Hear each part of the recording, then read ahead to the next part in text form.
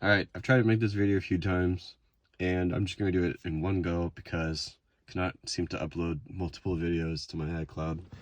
This is how to remove the panel underneath the steering wheel on the Sc430. 3 bolts. They're 10 millimeters. One of them is under here, and you can see it. So if you just look down there, you'll see it. The other one is on this side. You'll be able to see it. You can pull it. There's another one here. You don't need to remove that. This next one is the one that people have trouble with. It's the hidden one. It's the one that I actually broke trying to get. I didn't know it was there. So it's behind this, and I kind of have this loose already. But, of course, that doesn't do it. So that's what these look like.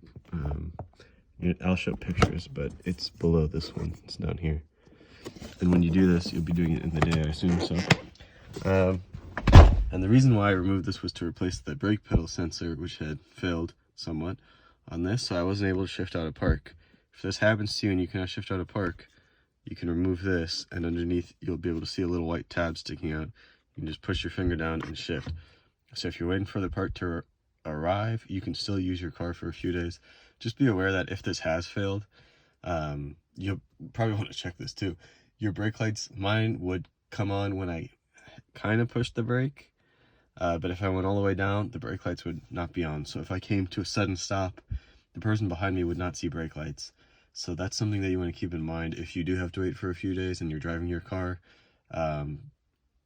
Just be very mindful. And you can obviously test them, back up to something and push the brake pedal and see if it's flickering or coming on or what. So yeah, I'm not advising you to drive like that, but if you have to. And then now I'm going to show you some pictures. I'm going to cover the camera while I walk inside.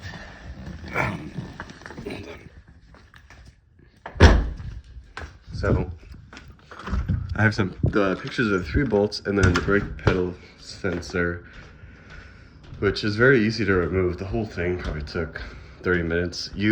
Some people have said they didn't remove the panel. I cannot twist my body that way to get underneath there. But I'll start off by showing the first screw that I showed you, which was I was pointing at when I was going like this underneath.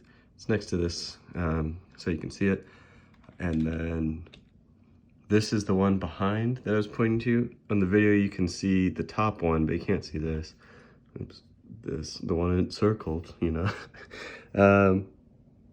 So you can see where I broke it. This is the panel, and this is a screw. This is a panel. I broke it there. Not that big of a deal for me because it actually went back in fine. And then that's the one underneath this. This is what the item looks like that you're going to replace. This is actually the top of the brake pedal. So this way is the engine. This way is the driver's seat. That's what you're going to be replacing. This clip's really easy to remove, but for me it was a bit of a challenge to get my finger in to remove it. So I struggled a bit, but this was probably one of the easiest car clips I've ever taken off. So just keep that in mind. If you're struggling, you might not be pressing it right. This is a 14 millimeter nut or bolt, whatever you call it. Yeah, nut. I don't know. Loosen it. This entire unit you can spin out. Before I did this, I marked where it was. I also would suggest when you pull the panel down, keep in mind that on both sides of it, there are electrical clips and like a wire for the hood release, the gas cap, and the trunk release. And then on the other side, there's a little vent, and behind that is like a heat sensor or something and a hose. I just connected the hose and the little heat sensor so I could rotate the panel to access everything. So be careful when you pull it down because you'll break stuff. These are what the parts look like when they're out. I marked it with a permanent marker so I could tell where to line it up, and then I just screwed it into there.